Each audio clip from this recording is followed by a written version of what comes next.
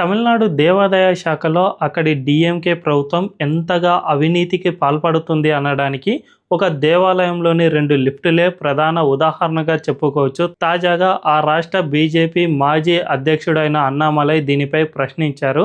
అక్కడ ఏం జరిగింది అంటే తంజావూరు జిల్లాలో స్వామినాథ స్వామి అనే ఒక దేవాలయం ఉంటుంది. అది కాస్త కొండపై ఉంటుంది. ఆ కొండ వరకు 2 లిఫ్టులను ఏర్పాటు చేశారు. అంటే భక్తులు కింద నుంచి పైకి వెళ్ళడానికని ఆ లిఫ్టులను ఏర్పాటు చేశారు. అయితే అందులో 20 మంది పట్టే విధంగా ఆ లిఫ్ట్ స్పేస్ ఉండాలి. కానీ 10 మంది మాత్రమే పట్టే విధంగా స్పేస్ ఉంది. దీంతో పాటు లిఫ్టులకు వెచ్చించిన ఖర్చు ఎంతో తెలిస్తే మీరంతా కూడా షాక్ అవుతారు. జస్ట్ 2 లిఫ్టులకే 3.55 కోట్ల రూపాయలను వీళ్ళు ఖర్చు పెట్టారు. అంటే ఎంత తీవ్రంగా అవినీతి ఉందో అర్థం చేసుకోవచ్చు.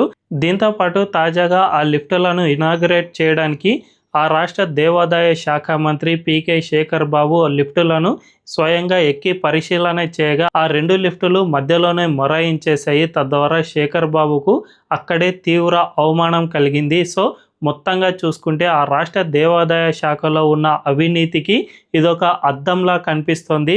దీన్నే అన్నామలై డిఎంకే ప్రభుత్వాన్ని తీవ్రంగా ప్రశ్నిస్తూ వచ్చారు. డిఎంకే ప్రభుత్వం ఒకవైపు హిందూ వ్యతిరేక విధానాలను అవలంబిస్తూనే మరోవైపు హిందువులను ఎంతగా దోచుకుంటుందో ఈ విషయాలను చూస్తే మనకు స్పష్టంగా అర్థమవుతోంది.